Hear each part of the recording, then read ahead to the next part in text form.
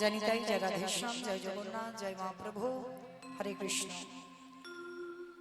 সমবেত সুধী কৃষ্ণ অনুরাগী, গৌর অনুরাগী, মাতৃমণ্ডলী, পিতৃমণ্ডলী, আহুত অনাহুত ভাগত এই গ্রামবাসী বৃন্দ, যারা আমার রাধা গোবিন্দে, যারা আমার গৌর নিতাই রাতুল চরণ আশ্রয় গ্রহণ করেছেন, তাহাদের সবাকার চরণে রইল আমার কোটি কোটি দণ্ডবত।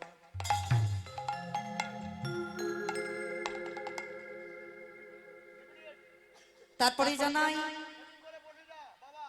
এখানে যত সাধু গুরু ব্রাহ্মণ বৈষ্ণব আছে, সবাকার চরণে রইল আমার কোটি কোটি দণ্ডবত প্রণাম। তারপরে জানাই বাবা,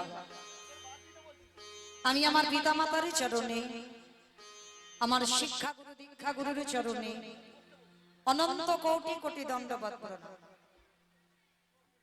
তারপরে যাদের কথা না বললে মাগো সব থেকে বড় ভুল হয়ে যাবে, সব থেকে বড় অপরাধ হয়ে যাবে। যে কমিটি দাদা ভাই, বাবা ঠাকুর ভাইদের ঐক্রান্তিক প্রচেষ্টায়, যাদের উদ্যোগে আজকের এই যে মহতি নাম যজ্ঞানুষ্ঠান, কীর্তন জগতের সর্বকনিষ্ঠতম কীর্তনিয়া হয়ে আমি মৌমিতা ঘোষ আমার সম্প্রদায়ের তরফ থেকে তাদের চরণে সর্বাগ্যে জানালাম কোটি কোটি দণ্ডবত প্রণাম। প্রণাম জানালাম একটাই কারণে মা, আগে জানতে হবে এটা কলিযুগ, আর এই কলিযুগে যাগযজ্ঞ নয়, ব্রত পূজা নয়, ধ্যান তপস্যা নয়। যদি আমরা করি বাবা, বার ব্রত করি, পূজা অর্চনা করি, যাগযজ্ঞ করি, ধ্যান তপস্যা করি, কিন্তু ওগুলো যদি কলির মানুষ নাও করে অসুবিধা না। কলির মানুষের মুক্তির পথ হলো একটাই, হরিরে নাম হরিরে নাম হরিরে নামই কেবলম কলৌ নাস্তিব্য নাস্তিব্য নাস্তিব্য গতির অন্যথা। কলির মানুষের হরিনাম ছাড়া কোনো গতি নাই, কোনো গতি নাই, কোনো গতি নাই। মহাপ্রভুর এই হরিনাম নামা কোনোদিন পুরানো হয় না, সর্বদা যত শুনবে তত যেন মনে হবে মা নতুন নতুন, তাই না? এই যে যত যত সামনে ভক্তরা বসে আছে, সবার চেনা বলা ভুল হবে, আমি কাছের মানুষ, মানে সব আসরে বাবা একেবারে রেডি হয়ে আছে আমার সামনে, মানে আমি যে কি গাইবো কি বলবো সেটাও খেয়াল থাকে না। মানে প্রতিটা আসরে যদি আমার ভক্তদের দর্শন হয় তাহলে কি গাইবো, তাই না? তাহলে এতটাই ভালোবাসার মানুষ সবাই যারা যারা বসে আছেন, যারা দূরেও হয়তো অনেকে আছেন আমার পরিচিত, তো কীর্তনের প্রারম্ভে তাদের সবার চরণে আমার রইল শত শত কোটি দণ্ডবত প্রণাম। যে যত দূরে যাই না কেন বাবা ছুটে যায়, এই অধম কীর্তনিয়ার মুখে একটু কৃষ্ণ কথা হরি কথা শুনবে বলবে। ভেবে দেখেন তো বাবা, ভগবান যা লীলা করার করে ফেলেছে বাবা, নতুন করে তো কিছু হচ্ছে না, তবু কিন্তু নতুন। যত শুনবে মহাপ্রভুর এই হরিনাম কোনোদিন পুরানো হয় না, যত শুনবে মনে হচ্ছে যেন আরো অজানা, আরো যেন নতুন কিছু শুনলাম। এটাই মহাপ্রভুর কৃপা। যত শুনবে তত আমার কৃপা হবে, তত ভালো লাগবে। মহাপ্রভুর হরিনাম তেমনই না। তো যাই হোক, আপনাদের মতো ভক্ত চরণে আমার একটা নিবেদন, শুধু আমি চেনা বলা ভুল, আপনাদের একেবারে খুব কাছে কাছের মানুষ, যেহেতু সব জায়গায় আপনাদের মতো ভক্ত চরণ ধুলা পাই, তবে বাবা যেন চেনা মানুষ বলে যেন চরণ থেকে ঠেলে দিও না, একটু চরণে আশ্রয় দিও আর একটু আশীর্বাদ করো। কারণ ছোটবেলা থেকে ইচ্ছা ছিল বাবা নদিয়ার মাটিতে কীর্তন গাইব, অনেকটাই আশা ছিল, অনেকটাই ইচ্ছা ছিল। আমার মা কীর্তনিয়া ছিল, মায়ের সঙ্গে কীর্তন গাইতাম, আমার মায়ের সঙ্গে তখন দোয়ারি করতাম। তো তখন থেকে একটা প্রতিজ্ঞা ছিল যে কোনোদিন কি পারবো না নদিয়ার মাটিতে একটু দাঁড়িয়ে কীর্তন গাইতে। তো যাই হোক, গুরুদেবের কৃপা, আপনাদের মতো ভক্ত চরণ ধুলা, আমার পিতা মাতার আশীর্বাদ দাঁড়িয়েছে আপনাদের মতো নদিয়ার মাটিতে, যে মাটিতে আমার প্রভু উদয় হয়েছে। আপনারা বড় ভাগ্যবতী, বড় ভাগ্যবান। আমি তো অনেক দূরের মানুষ গো, আপনারা নদিয়ার মাটির মানুষ, যে মাটিতে আজও প্রভুর পদধূলা আছে। আপনারা আশীর্বাদ করবেন, এইভাবে হরি কথা কৃষ্ণ কথা বলতে বলতে যেন একদিন আপনাদের পদধূলা ছেড়ে যেন এই হরিবাসর থেকে আমি ভব নদী পার হয়ে যেতে পারি। নিতাই গৌর প্রেমানন্দে হরি বল হরি বল। তো কীর্তনের প্রারম্ভে বাবা আগে আমার কমিটি দাদা ভাইদের একবার প্রণাম দিলাম। কেন? কারণ যারা প্রতিটা দিন প্রতিটা সময় প্রত্যেকের দাঁড়িয়ে দাঁড়িয়ে গিয়ে ভিক্ষা করে আঁচল পেতেছে, ভালো করে ভেবে দেখবেন বাবা, তারা কিন্তু যারা যারা হরি নামের জন্য ভিখারি হয় তারা কিন্তু নিজেদের পেটে খাওয়ার জন্য কিন্তু যায় না, শুধু হরি কথা কৃষ্ণ কথা আমাদের মতো অধম কীর্তনিয়াদের আনবার জন্য।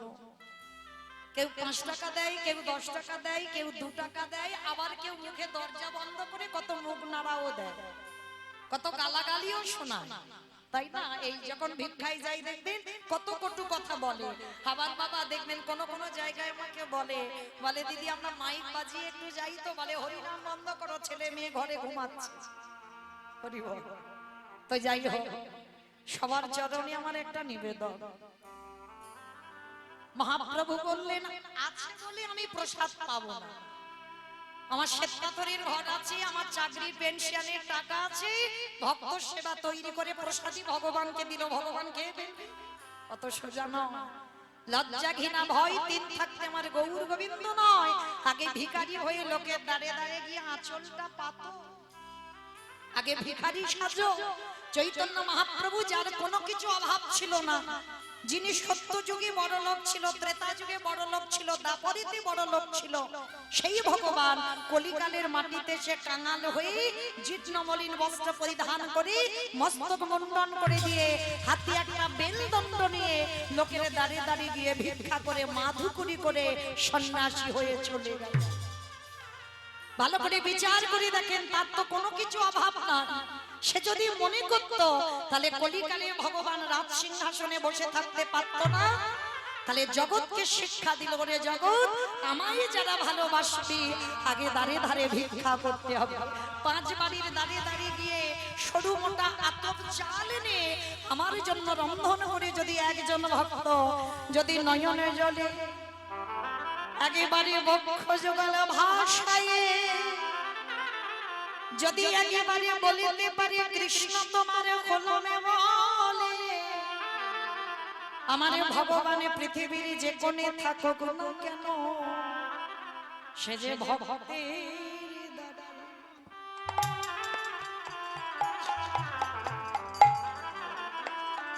দাঁড়ে দয়ালে ছুটে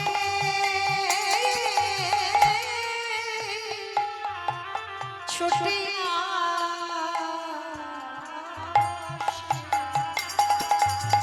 যে জন হক কৃষ্ণ নিতাই গৌর প্রেমানন্দে হরি বল হরি বল।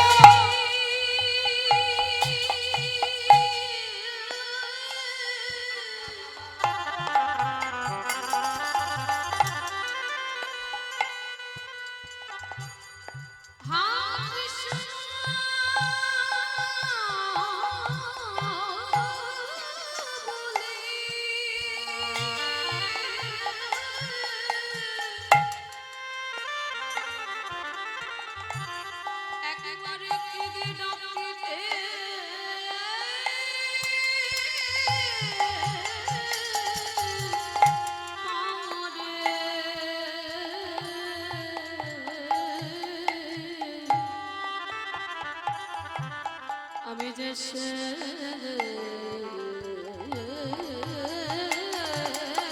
ভক্তি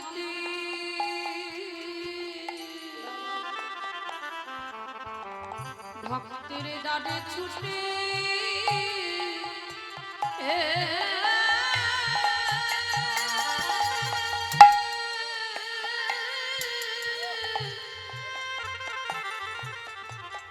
ছুটে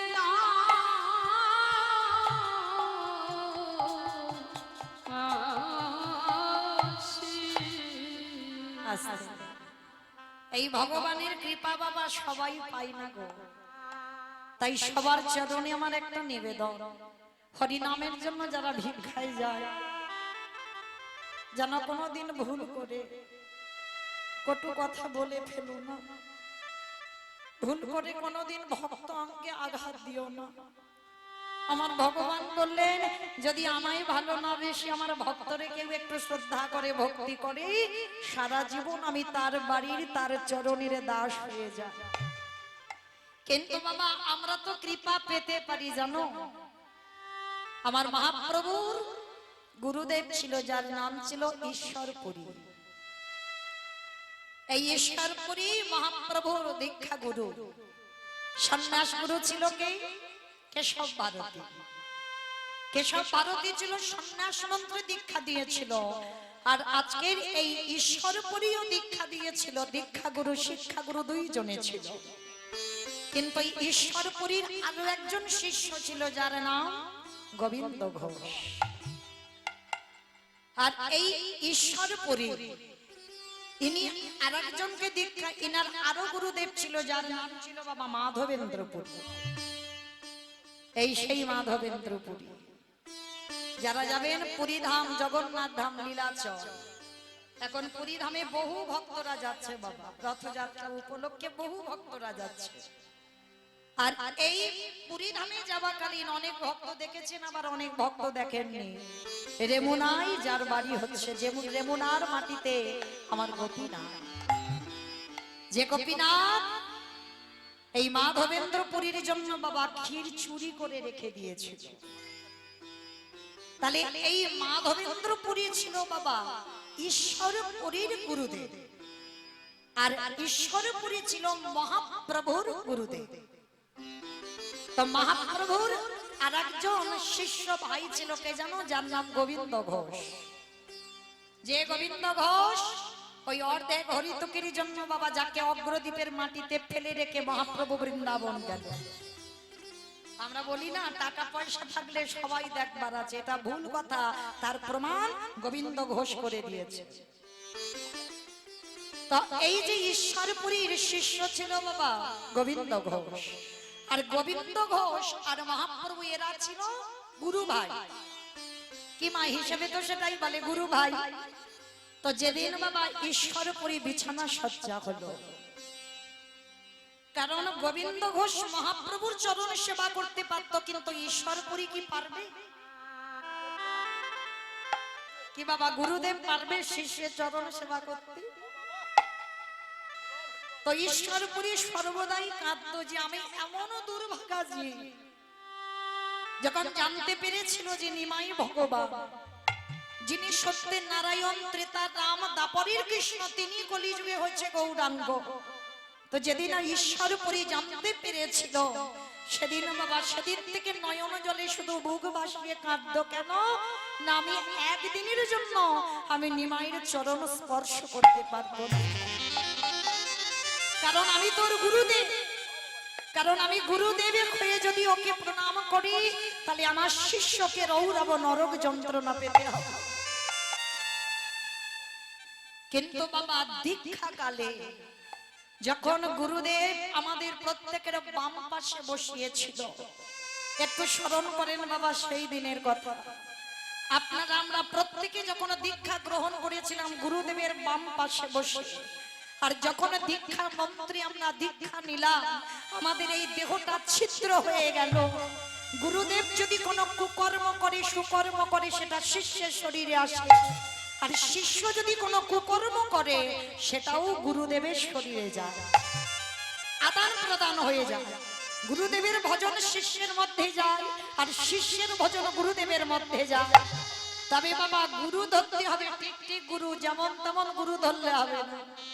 যেমন গুরুদেব ছিল বাবা শ্রী শ্রী রামকৃষ্ণ পরমহংসদেব, তার একটা শিষ্য ছিল না বাবা, যার নাম হচ্ছে একেবারে মাতাল।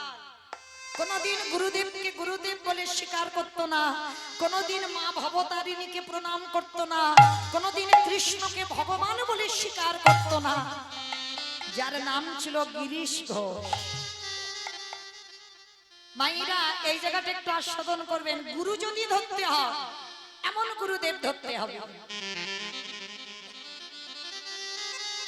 এই রামকৃষ্ণ দেব আর এই যে বাবা গিরিশ ঘোষ, এরা শিষ্য কেমন আর গুরুদেব কেমন? রামকৃষ্ণ ঠাকুর থাকতো বাবা দক্ষিণেশ্বর কালীবাড়ি, আর আমার এই গিরিশ ঘোষ থাকতো কলকাতা বাগবাজার। তাহলে কোথায় কলকাতা বাগবাজার আর কোথায় বাবা দক্ষিণেশ্বর? একটুখানি রাস্তা নয়। আর এই গিরিশ ঘোষের একটা মারণ ব্যাধি হয়েছিল। বলো তো কি ব্যাধি? ক্যান্সার। গিরিশ ঘোষের একটা মারণ ব্যাধি হলো, যার ওষুধ আজও নাই বাবা, যার নাম হলো ক্যান্সার। হয়েছিল কোথায়? গিরিশের গলায়। গিরিশের গলায় ক্যান্সার হয়েছিল। যেদিনে রোগগ্রস্ত বিছানা সজ্জা হয়ে গেল গিরিশ, মানে এত নেশা করতো, এত মাতা, কোনদিন বাবা গুরুদেবের দেওয়া মন্ত্র জপ কোনদিন করে। মানে গুরুদেব যদি ঘরে আসতো, যদি গিরিশের স্ত্রী যদি খেতে দিত, সামনে থেকে গুরুদেবের কাছ থেকে থালাটা কেড়ে নিত, মুখের সামনে গুরুদেবকে অপমান করে বের করে দিত। তবু বাবা শ্রী শ্রী রামকৃষ্ণ পরমহংসদেব মাথা পেতে নিত। আরে শালা, ওরা তো অবুঝ, ওরা কিছু বোঝে না। ওদের কিছু বলিস না, ওরা অবুঝ, ওরা কিছু বুঝতে পারে না কাকে কি করছে। তবে ওটা করে যদি ও সুখ পায়, ও সুখ পায়।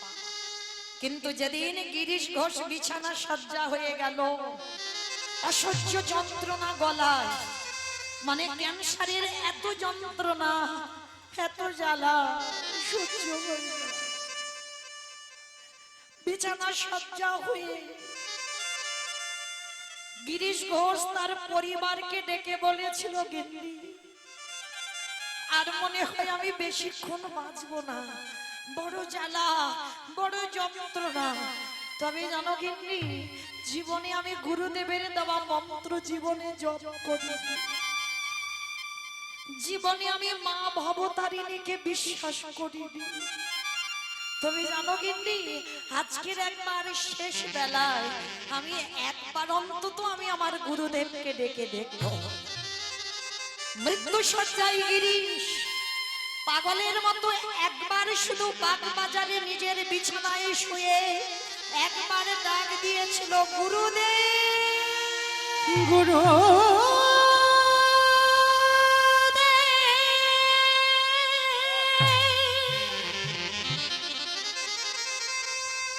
ওগো তুমি তো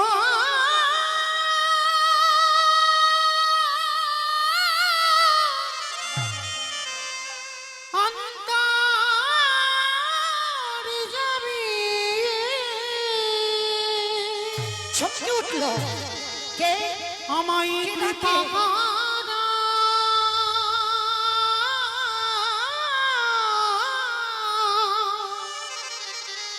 একেবারে করুণা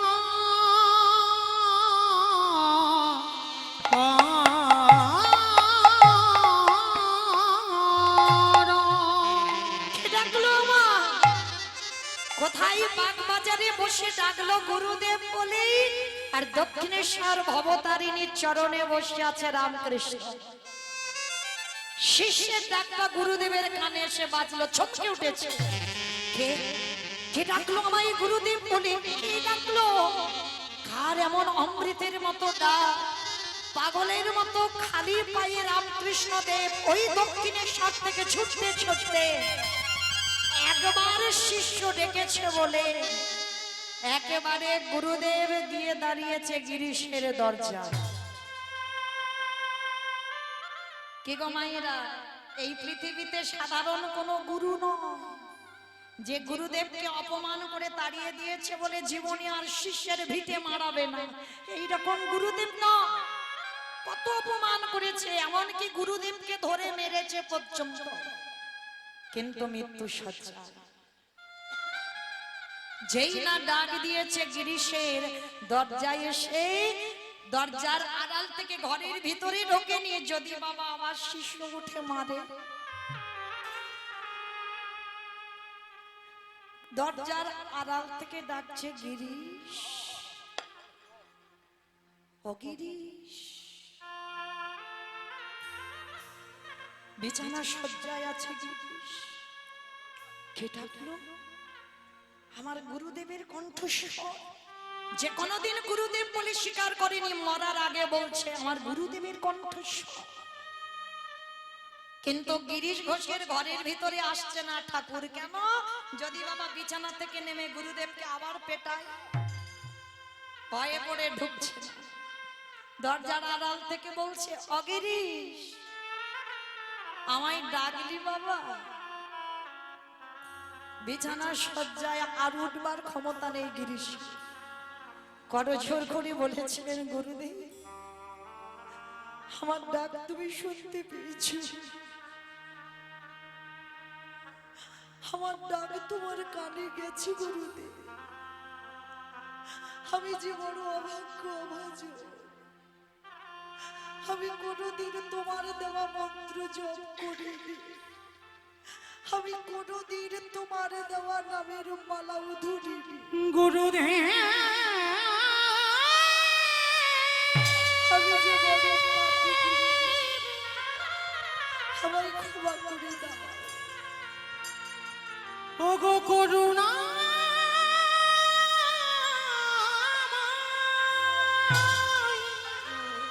ক্ষমা করে দাও গুরুদেব। এবারে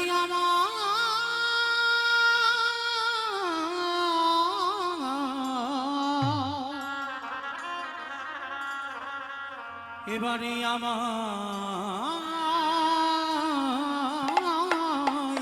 কৃপা করো। ঠাকুরকে যেই না বিছানা সজ্জা গিরিশ ডেকেছে, গিরিশের কাছে এসেছে, অগিরিশ আমায় ডেকেছিস? গুরুদেব আর আমি বেশিক্ষণ বাঁচবো না গুরুদেব, যাবার সময় একবার তোমার দেওয়া মন্ত্র আমি জপ করতে চাই, আর যাবার সময় একবার তোমার দুটো চরণ ধুলো আমি নিতে চাই। এই শালা, ঠাকুরের বই যারা পড়বেন, ঠাকুর সবাইকে শালা শালা বলতো। কোন শালা? বউয়ের ভাই শালা না, পাঠশালা না, গোশালা না, তাহলে কোন শালা? শা মানে মুক্তি, লা মানে নৌকা, যে মুক্তির নৌকাতে ঠাকুর পারাপার হবে। নিতাই গৌর প্রেমানন্দে। হরি বল হরি বল। সবাইকে শালা শালা বলতো। গিরিশকে বলেছিল, এই শালা তুই কি মনে করলি তোর এখন যাবার সময়? হ্যাঁ শোন, তুই হলি নাট্যাচার্য গিরিশ, তোর নাটক সমাজে চলবে, আর তোর নাটক যখন সমাজে চলবে তা শুনে সমাজ শিক্ষা পাবে। জানিস গিরিশ, আর আমার বেঁচে থাকার প্রয়োজনীয়তা নেই। দে তোর ওই ক্যান্সারটা তুই আমার দে তো বাবা, তোর ওই ক্যান্সারটা তুই আমার দে। কি বাবা ঠাকুর দেখাতে পারবেন এমন শিষ্য, এমন গুরুদেব জগতে আছে? ঠাকুর দুটো হাত পেতে বলছে, দে তোর ওই ক্যান্সারটা আমার। গিরিশ ঘোষ চমকে উঠলো, না ঠাকুর না, তুমি এটা কি বলছো? আমার গলার ক্যান্সার আমি তোমায় দেব কি করে? হয় রে হয়, হয়। আমি তোর গুরুদেব, আমি যখন তোকে দীক্ষা দিয়েছিলাম আমার দেহ তোর দেহ হয়ে গেল, তোর দেহ আমার দেহ হয়ে গেল। তা দে। ওরে তুই আমায় ভালো না বাসিস, আমি তো তোকে ভালোবাসি, দে। যেই না ঠাকুর গিরিশের গলার দিকে তাকিয়েছে, গিরিশের গলা থেকে ক্যান্সারটা উঠে রামকৃষ্ণ দেবের গলায় বসে। একটা দৃষ্টিতে শিষ্যের অসুখ গুরুদেবের শরীরে চলে এলো। যার জন্য রামকৃষ্ণ দেব যখনই ভবতারিণীকে যখনই পূজায় বসতো, কোনোদিন মায়ের চোখে আর চোখ দিত না। একদিন মা ভবতারিণী, আমার ছিন্ময়ী মা মৃন্ময়ী, ওই মা এসে বলেছিল, আরে রামকৃষ্ণ তুই প্রতিদিন আমায় পূজা দিস, প্রতিদিন আমার চোখের দিকে তাকাস, কিন্তু কয়েকদিন হলো দেখছি তুই আমার চোখের দিকে তাকাচ্ছিস না, কেন রে বাবা?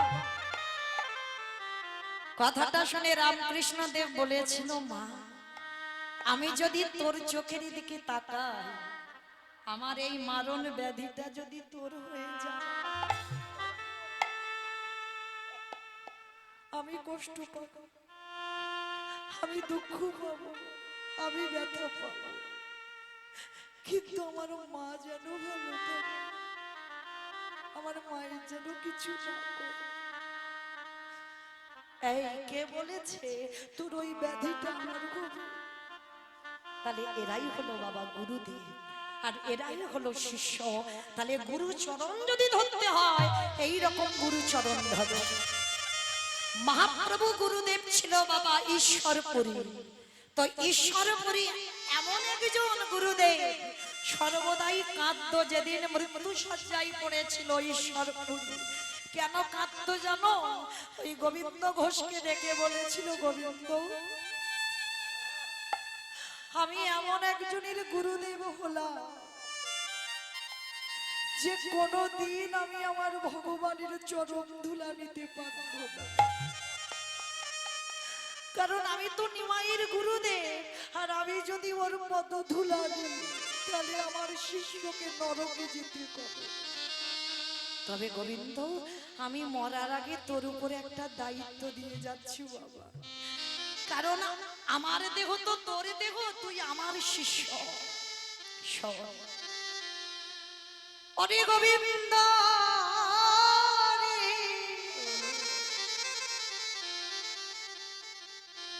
তোরে গুরুদেবী মরার আগে তোর কাছে জানাই যা আমার মৃত্যুর তুই যেন সদাই আমার নিমাইয়ের চরণে সেবা করবি। কেন এই কথাটা বললো মরার আগে ঈশ্বরপুরী গোবিন্দ ঘোষকে? কারণ ওই যে বললাম বাবা দীক্ষা কালে গুরু শিষ্যের ভেদাভেদ থাকে না। তাহলে আমি মরে গেলে তোর মধ্যে থাকবো, আরে তুই যদি আমার নিমাইয়ের চরণে সেবা করিস ওরে তোর মধ্যে দিয়ে আমার প্রভুর সেবা হবে।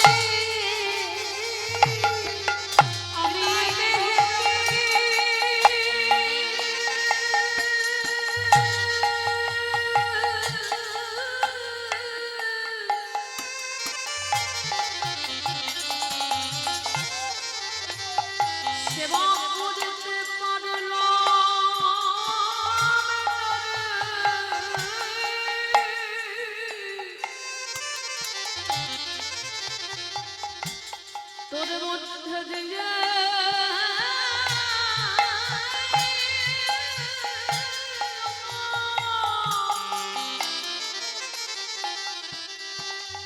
গৌর সেবা হয়ে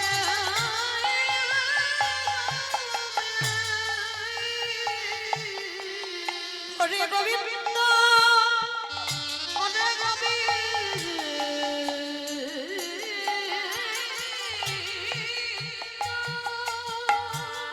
তুই মরা লাগে আমার অঙ্গ ছুঁয়ে প্রতিজ্ঞা কর, যতদিন গোবিন্দ তুই ধরাই থাকবি আমাদের নিমাইয়ের চরণে ছাড়া হবি না। আমার নিমাইয়ে যেখানে জাগে না যখন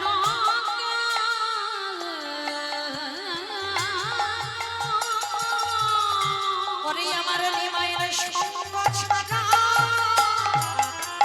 তুই হবি না গোবিন্দ।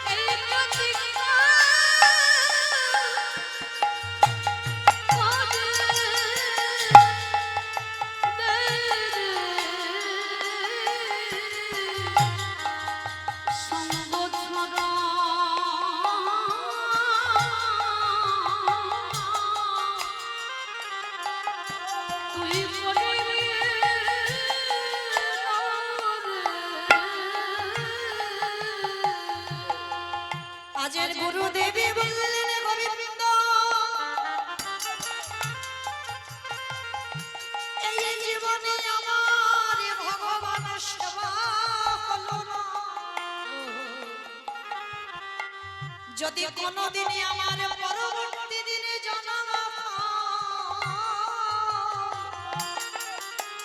ওগো গৌর হরি, তুমি জানো আমার চরণে ছাড়া ছাড়া কোটা আমি এই নিবেদন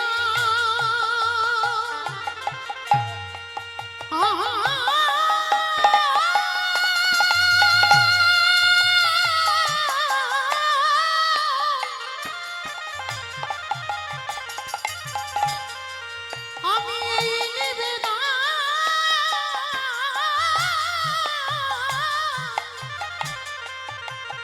নিবেদনে জানাই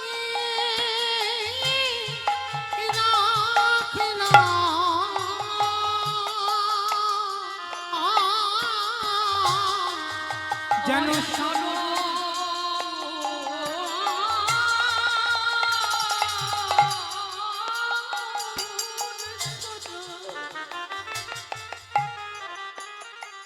চরণে ছড়া করো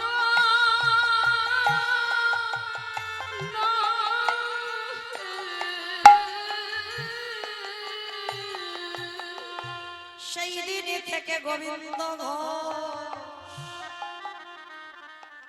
আমার মহাপ্রভুর চরণ যুগল হৃদয়ে ধরে মহাপ্রভু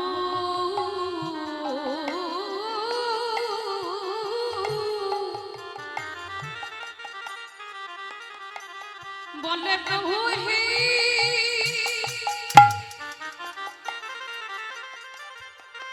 আমি যেন তোমার চরণে সেবা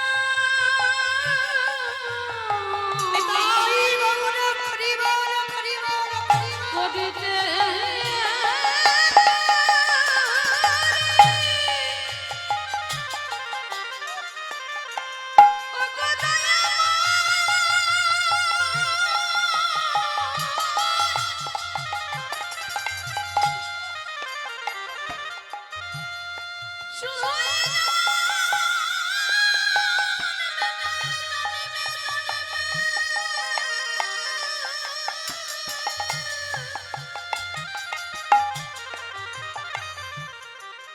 তোমার চরণে ছড়া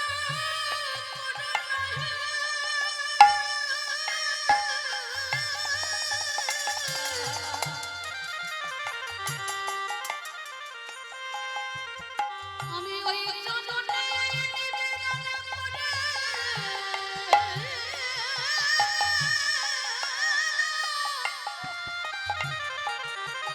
ও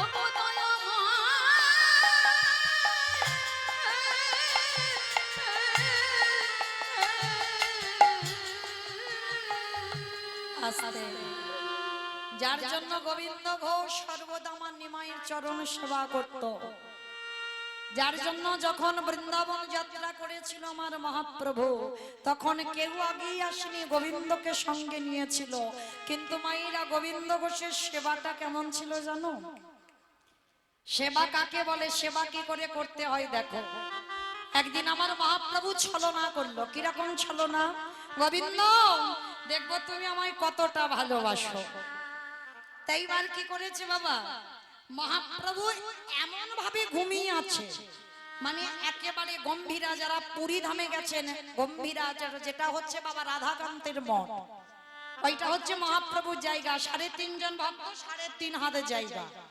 তো মহাপ্রভু ওই জায়গায় গম্ভীরাটা যারা গেছেন দেখেছেন, মহাপ্রভু যেখানে বসে ভজন করতে কতটুকু জায়গা, আর দরজাটা দেখেছেন বাবা, ওই দরজা একেবারে আড়াআড়ি করে মহাপ্রভু ঘুমাচ্ছে, মানে একেবারে দরজা বন্ধ, মানে দরজার ভিতরে কেউ যেতে পারবে না। এইবার বাবা ঘটনাটা কিরম ঘটেছে দেখো।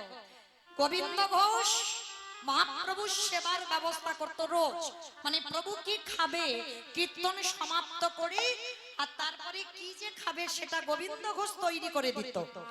তা মহাপ্রভু কি করেছে বাবা, এমন আড়াআড়ি ভাবে ঘুমিয়ে আছে যে গোবিন্দ ঘোষ ভিতর থেকে আর বাইরে বেরোতে পারছে না। তো একেবারে গম্ভীরার ভিতরে বসে আছে কিন্তু বাইরে বেরোতে পারছে না। আর মহাপ্রভু মনে মনে ভাবছে, গোবিন্দ আজকে দেখবো কি করে তুমি গৌর সেবা দিতে পারো। কারণ সময় নষ্ট হয়ে যাচ্ছে, আমি তো ঘুমাচ্ছি না, আমি ইচ্ছা করে আড়াআড়ি ভাবে তোমার রাস্তা অবরোধ করে আছি, দেখি তুমি আমাকে ডিঙিয়ে কি করে যাও। কি মাইরা ভগবানকে ডিঙিয়ে যাওয়া যায়? যাওয়া যায় না। তো গোবিন্দ ঘোষ কি করে যাবে? তো মনে মনে করছে, প্রভু তুমি এমন করে ঘুমাচ্ছ কিন্তু আমি তোমাকে ডাকতেও পাচ্ছি না, কারণ ডাকাটাও আমার অপরাধ হয়ে যাবে। কিন্তু সেবার সময় হয়ে যাচ্ছে, আর আমি যদি তোমাকে সেবা না দিই তাহলে আজকে সারা দিন রাতে তোমার কিছু সেবা হবে না। তাহলে কি করব? তো এইবার গোবিন্দ ঘোষ চালাকি করেছে। বাবা, ভক্ত বড় না ভগবান বড়? হ্যাঁ, ভক্ত বড়। আজ পর্যন্ত ভগবান কোনোদিন বড় হয়নি আর জয়ীও হয়নি। এইবার যতই চালাকি করুক না কেন আমার ভগবান ভক্তের সঙ্গে চালাকি করে পারে। এইবার গোবিন্দ ঘোষ কি করেছে জানো? নিজের গলা থেকে উত্তরীয়টা খুলে নিয়ে আমার মহাপ্রভুর গায়ের উপরে পেতে দিয়েছে। মহাপ্রভু একেবারে ষষ্ঠাঙ্গে ঘুমিয়ে আছে, তো লম্বা মানুষ, একেবারে আড়াআড়ি ভাবে ঘুমিয়েছে, উত্তরীয়টা পেতে দিয়েছে গোবিন্দ ঘোষ প্রভুর গায়ে। আর প্রভুর গায়ে পেতে দিয়ে বাবা একেবারে ডিঙিয়েছে, মহাপ্রভুকে ডিঙিয়েছে। মহাপ্রভুকে ডিঙিয়ে এইবার মহাপ্রভুর সেবার ব্যবস্থা করি, এইবার বাবা সেবাটা দিয়েছে। কিন্তু মহাপ্রভু উঠছে না, এখনো আছে, কিন্তু গোবিন্দ ঘোষ আর বেরোতে পারছে না। কেন বেরোতে পারছে না? আগের বারে বাবা ডিঙিয়ে এলো, তাহলে ডিঙিয়ে গেলেই তো হয়, অত সোজা না। এই জায়গায় ভক্ত চিনতে হবে। তা ভগবান মনে মনে ভাবছে, ভগবান একবার দেখি তো গোবিন্দ কেন এতক্ষণ দেরি করছে। ও তো আমার সেবা দিল কিন্তু বেরোচ্ছে না কেন? ও তো আমাকে ডিঙিয়ে আবার বের হবে কিন্তু বেরোচ্ছে না কেন? এইবার ভগবান ইচ্ছা করে আলিশ ভেঙে উঠেছে। গোবিন্দ, ও গোবিন্দ, এ কি তুমি এখনো ভিতরে বসে আছো, তুমি বার হওনি? বলে, প্রভু বার হব কি করে? তুমি যে দরজা আটকে আড়াআড়ি ভাবে ঘুমিয়ে আছো, আমি কি করে বার হব? তোমাকে ডিঙিয়ে কি বার হতে পারি? বলে, বাবা বাবা, তাহলে ডিঙিয়ে বার হতে পারলে না, আর ডিঙিয়ে গেলে কি করে? বলে, হে দয়ামা, ওইটা তো আমার সুখের জন্য নয়, আমি ডিঙিয়ে তোমার সেবার ব্যবস্থা করেছি বটে, ওটা তো গৌর সুখের জন্য। তাহলে তোমার সুখের জন্য যদি তোমাকে ডিঙিয়ে আমার পাপ হয়, আমি নরকে যেতে রাজি। কিন্তু হৃদয় আমার, এই আমার সুখের জন্য আমি ভালো খাবো বলে, আমি টাইমে খাবো বলে আমি তোমাকে ডিঙিয়ে যেতে পারি না, তাই তো মন্দিরের ভিতরে বসে রইলাম। কি মায়েরা, বুঝতে পেরেছো কথাটা? প্রভু তোমার সেবা তো একটা টাইম, আমি জানি ওই টাইমটা যদি পার হয়ে যায় তুমি আর প্রসাদ পাবে না, তাই আমি চিন্তা করলাম আমার গায়ের উত্তরীয় তোমার গায়ের উপরে পেতে দিলাম, যদিও ধুলোবালি পরে আমার উত্তরীয়র উপরে পড়বে, আর তাতে যদি নরকে যেতে হয় যাব, কিন্তু তোমার টাইমে তো প্রসাদ খাওয়া হবে। কিন্তু ওই যে ভিতরে গেলাম, আমার খাওয়া একদিন না হয় হোক, কিন্তু তোমাকে ডিঙিয়ে আসতে পারবো না। ওগো কেন জানো গৌর করি,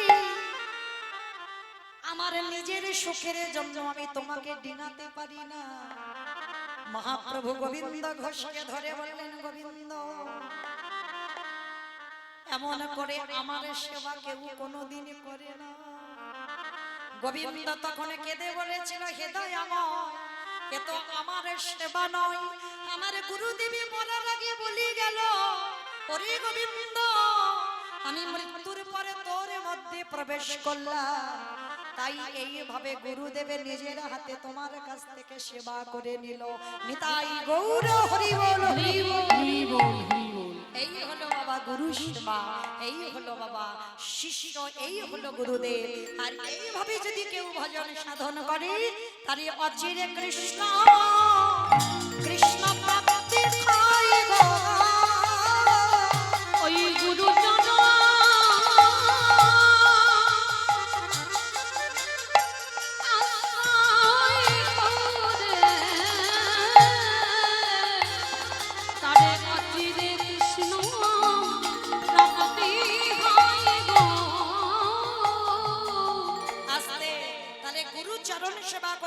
গুরু চরণ ভজতে হবে বাবা। তবে মায়েরা আর একটা কথা বলে, কারণ পিতা মাতাকে বাদ দিয়ে নয়, ভগবান ভাগবতে সুদামাকে ডেকে বললেন, ও সুদামা, এই জগতের সংসার মাঝে পিতা মাতা হলো প্রথম গুরু, শিক্ষা গুরু দীক্ষা হলো দ্বিতীয় গুরু, আর ভগবান বললেন আমি হলাম তৃতীয় গুরু। এই তিন গুরুকে যে সমানভাবে সেবা করে তার অন্তিম সময়ে আমার কৃপা তাকে ওরে লাভে করিতে হয়। নিতাই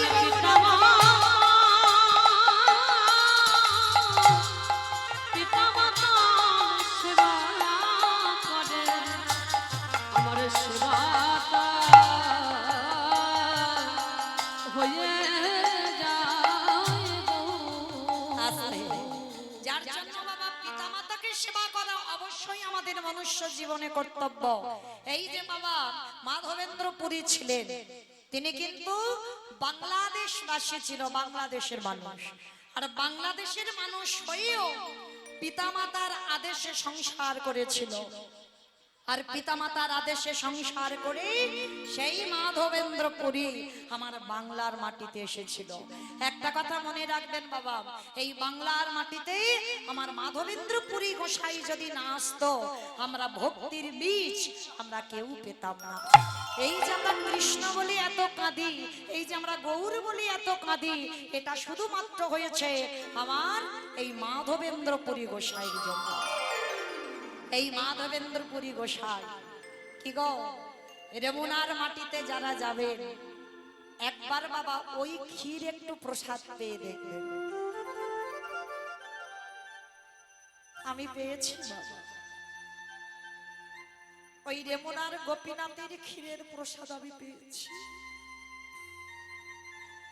এত সুস্বাদু। হাজার জিনিস দিয়ে বাবা যদি তুমি এমন তৈরি করো, এইরকম ক্ষীর তুমি বানাতে পারবে না। কারণ রেমুনার গোপীনাথের যে ক্ষীরের প্রসাদ হয়, এখনো বিক্রি হয় বাবা ক্ষীরের প্রসাদ। কারণ প্রতিদিন এই গোপীনাথকে 12টা করে ভোগ লাগানো হতো, 12টা করে মালসা।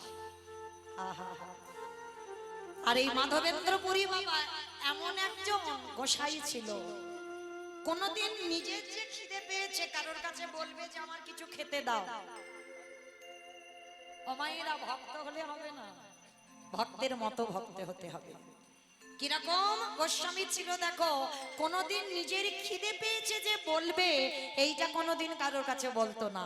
তো শুনেছে বাবা রেমুনার মাটিতে এসে যে ওইখানে বাবা আমার গোপীনাথের ভোগ লাগানো হচ্ছে। কি ভোগ না, ক্ষীরের ভোগ। যে প্রসাদের নামটা হলো অমৃত কেলি। এই অমৃত কেলি প্রসাদ। তো ভক্তরা বাবা সব সন্ধ্যাবেলায় হাজার হাজার ভক্ত যাচ্ছে দল বেঁধে। তা মাধবেন্দ্র পুরী একটা গাছের গোড়াতে বসে বলছে, ও ভাই ভাই তোমরা কোথায় যাচ্ছ গো? বলে সে কি তুমি জানো না আমাদের গোপীনাথের ক্ষীরের ভোগ লাগানো হয়, আমরা সবাই প্রসাদ পেতে যাচ্ছি। মাধবেন্দ্র পুরী মনে মনে করছে, আহারে যদি একবার জানতাম কি করে ক্ষীরটা বানাতে হয়, একবার যদি জানতাম। একবার কিন্তু বলছে না বাবা যদি একবার প্রসাদটা পেতাম, একবারও বলছে না, শুধু বলছে যদি কি করে অমৃত কেলি বানাতে হয় একবার জানতাম, তাহলে আমার বৃন্দাবনে আমার গিরি গোবর্ধনকে একটু করে দিতাম। কি গো মাইরা, আস্তে কথা নয় গো, কথা নয়, একটু শান্ত হও। সবাই জগতে যখন নতুন ফসল ওঠে বা নতুন কোনো ফল ওঠে, ভগবানকে দিয়ে খাও তো, তবু আপনারা দেন। আপনারা নদিয়ার মানুষ তো অনেক জানেন,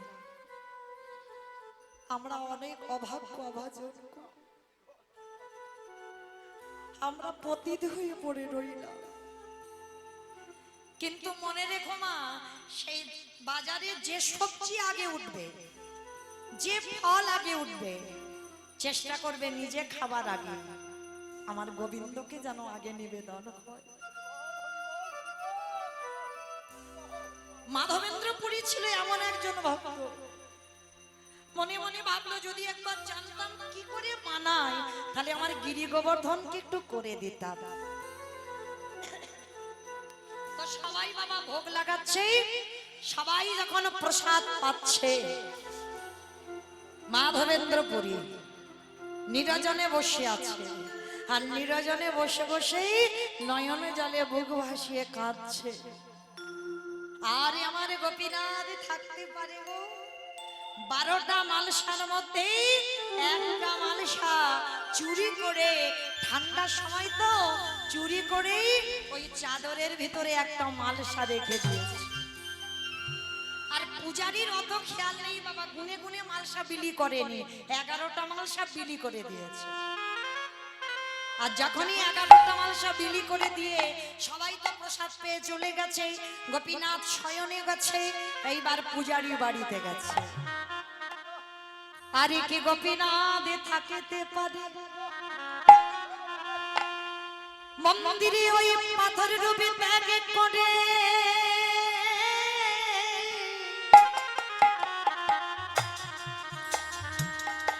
ওই পূজারীর বিছানার পাশে গিয়ে আমার গোপীনাথ দাঁড়াইছে। ডাক দিল পূজারী,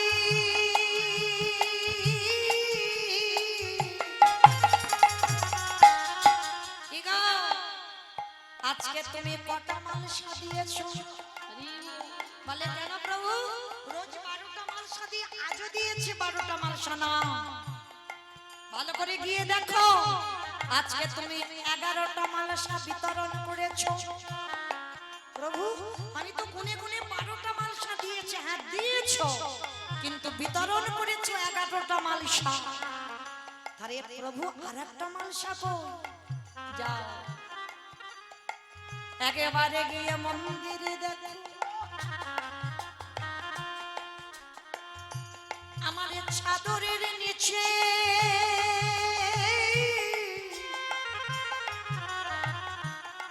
একটা ক্ষীরের ভাণ্ড আমি চুরি করে রেখেছি। একটা ক্ষীরের ভাণ্ড কার জন্য?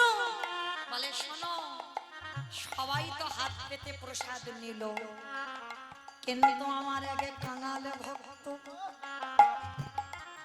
সবার পিছনে বসে বসে কাঁদি, সে কোনোদিন নিজের খাবারের জন্য কিছু চাই না। যাও এই ক্ষীরের ভাণ্ড তুমি আমার সেই মাধবেন্দ্র পুরীকে খাইয়েছো। পূজারী চমকে উঠলো যে কত বড় ভক্ত, যার জন্য আমার মন্দিরের গোপীনাথ ক্ষীর চুরি করে রেখে দিয়েছে। পাগলের মতো ছুটতে ছুটতে পূজারী রাত্রিবেলা বেরিয়ে পড়লো, মন্দিরে প্রবেশ করে দেখলো আমার গোপীনাথের চাদরের ভিতরে একটা ক্ষীরের ভাণ্ড। ছুটে গিয়ে ভাণ্ডটা তুলে নিল, ছুটতে ছুটতে খুঁজে খুঁজে বেড়াচ্ছে, কোথায় আছো মাধবেন্দ্র পুরী, একেবারে দেখা দাও, যার লাগে আমার গোপীনাথ ক্ষীর খইল চুরি। চারিদিকে খুঁজতেই ব্যস্ত, হঠাৎ দেখে না একটা গাছের তলায় মাধবেন্দ্র পুরী শয়নে আছে। ঠান্ডার সময় ঠক ঠক করে কাঁপছে। কে কে ডাকছে আমার মাধবেন্দ্র মাধবেন্দ্র বলে?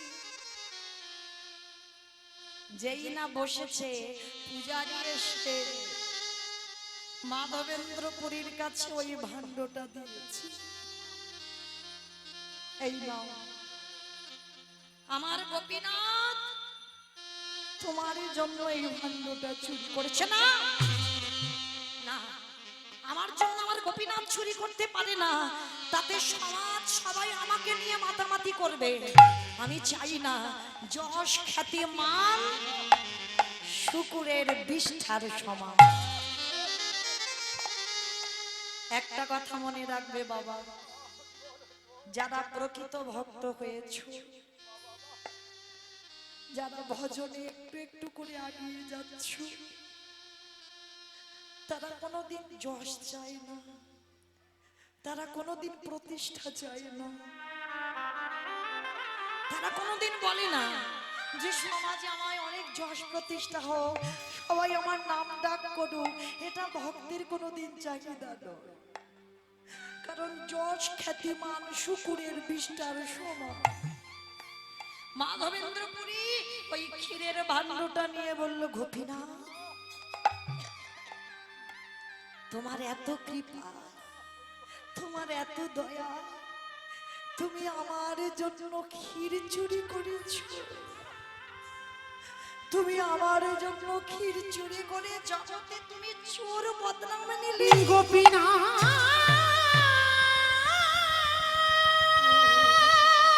নিতাই গৌর প্রেমানন্দে হরি হরি। ও গো কৃপা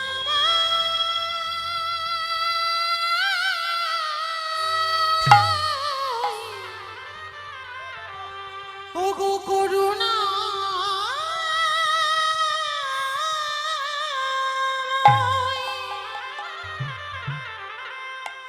একেবারে কৃপা করো করুণা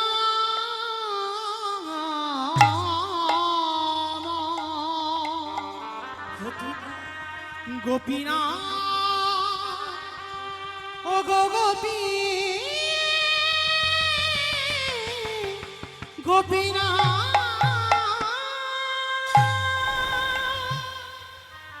আমি কবে এই বিষয় বৈভবে ত্যাগ করে আমি তোমার চরণ পাবো দয়া। আমি কবে যাব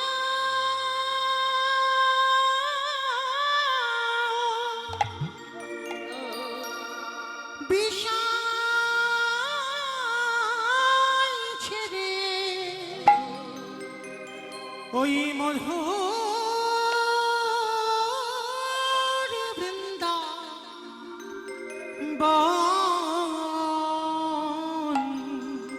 হরি বল হরি বল। ওরে কৃষ্ণ নামে কাঁদবে কামে আমার পোড়া মন। আমি কবে যাব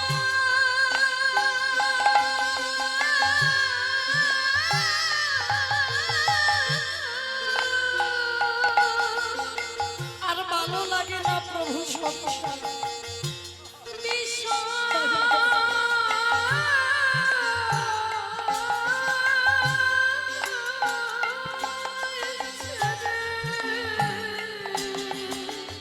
এবারে তুমি একবার তোমার করে দাও। ওই মধু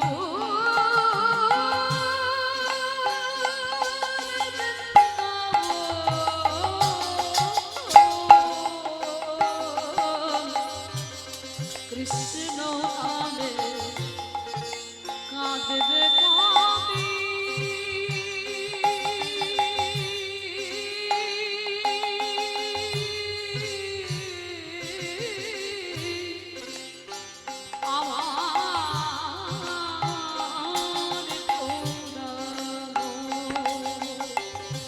ওরে কৃষ্ণ নাম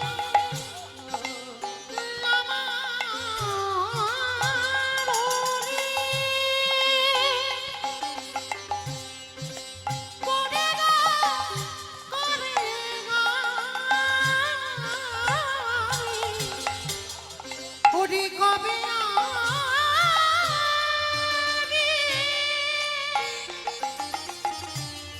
প্রাণ জুড়াবো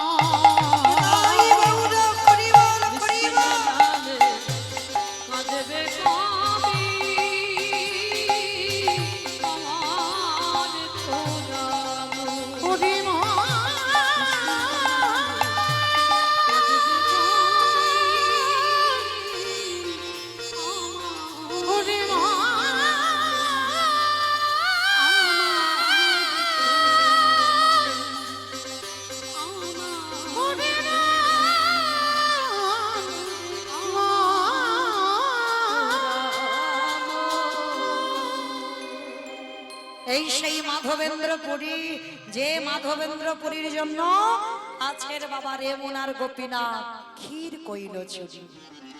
আজ জগৎ সংসারে এমনই একজন ভক্ত বাবা, যার জন্য গোবিন্দ ঘোষ আমার সেই জগৎ সংসারে প্রচার করে দিল, কারোর প্রয়োজন নেই। শেষের দিনে আমার গোপীনাথ পুত্র হয়ে দাঁড়ায়। তাই সেই চৈতন্য মহাপ্রভু নবদ্বীপের মাটিতে সে আজকে কি করেছে জানো? ওগো খেলয়ে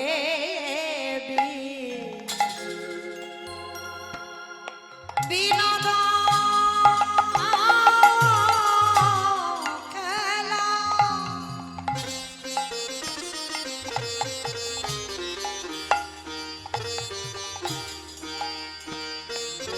বলো মালি আজি খেলাই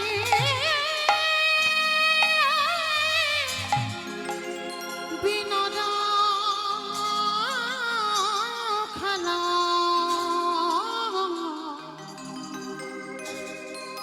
আমারে গোদাম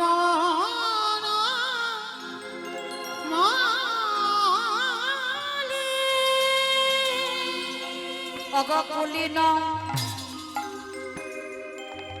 কি হাডা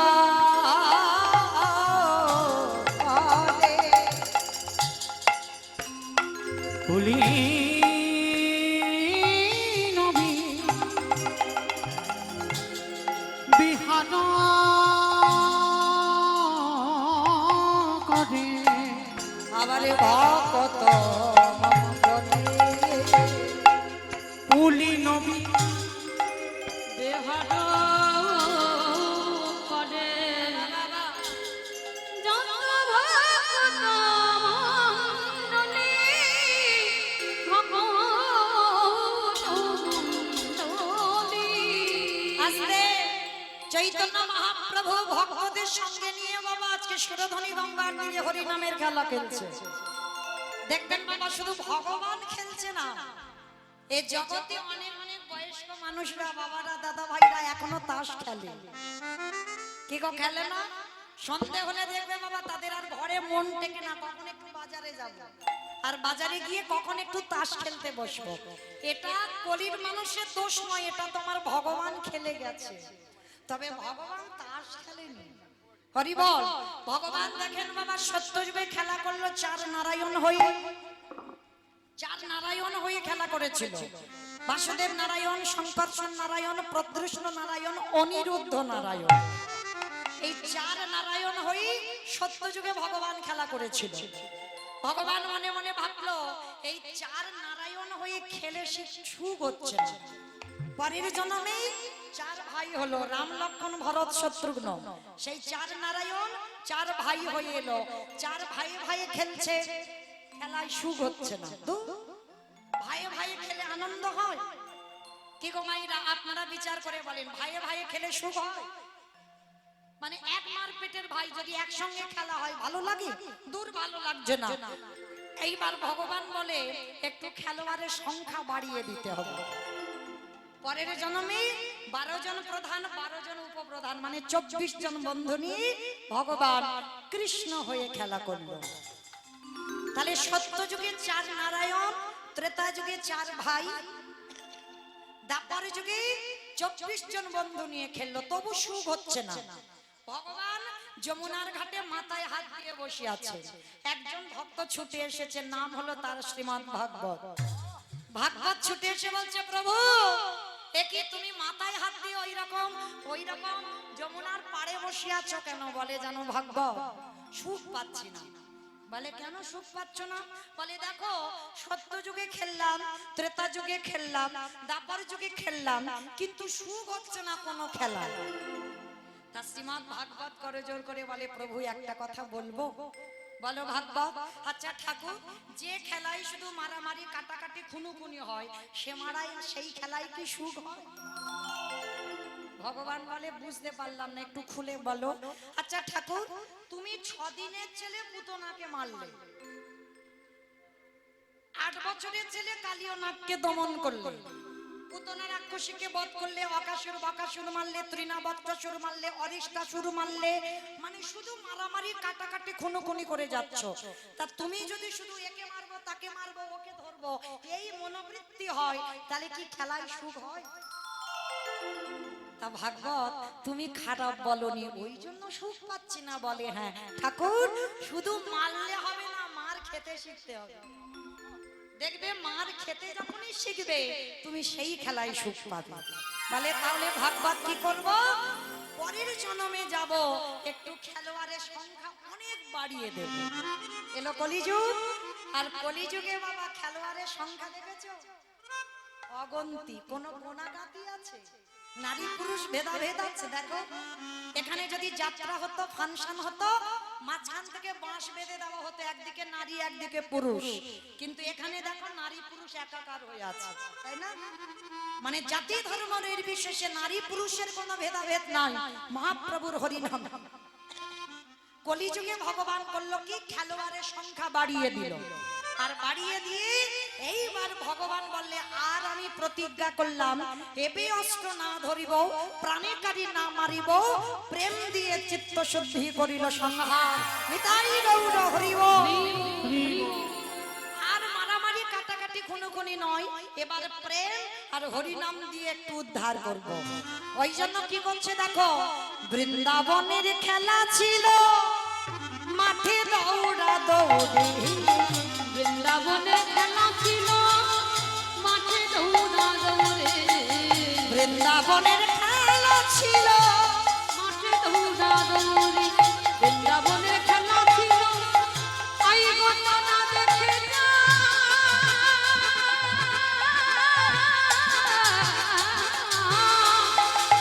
নিতাই গৌর হরিব হরিব হরিব। আমার গৌরের কিভাবে রে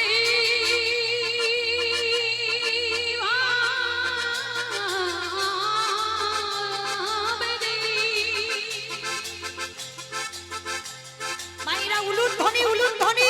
এই নবদ্বীপ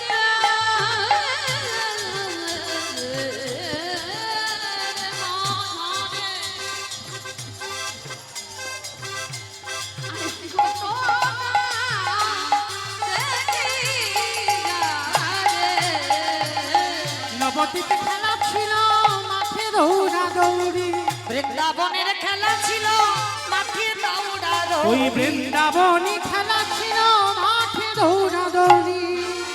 বৃন্দাবনে বাবা গরু বাছুর নিয়ে head head head head head head. কি মা বৃন্দাবনে এটা খেলা? তো কলিযুগে এটা খেলা হচ্ছে না। কলিযুগে খেলা হলো ভুলায় গড়া ওই গড়ি। কলিযুগের খেলা হলো ভুলায় গড়া গড়ি, কলিযুগে খেলা হলো ভোলার গণগণ। বৃন্দাবনের খেলা ছিল গোধন চারণ। বৃন্দাবনের খেলা ছিল গোধন চড়া, বৃন্দাবনের খেলা ছিল গোধন চারণ। বৃন্দাবনের খেলা ছিল গোধন চড়া। ধাবলি শ্যামলি কালী কমলি মঙ্গলি এগুলো নিয়ে খেলা করতো ভগবান কৃষ্ণ। কিন্তু কলিযুগে খেলা হলো আর গরু বাছুর নেই, কি হচ্ছে? নাম সংকীর্তন। ওই কলিযুগের খেলা হলো নাম সংকীর্তন, ওই কলিযুগে খেলা হলো নাম সংকীর্তন। বৃন্দাবনের খেলা ছিল মুরলি বাদন। ওই বৃন্দাবনের খেলা ছিল মুরলি বাদন, বৃন্দাবনে খেলা ছিল মুরলি বাদন।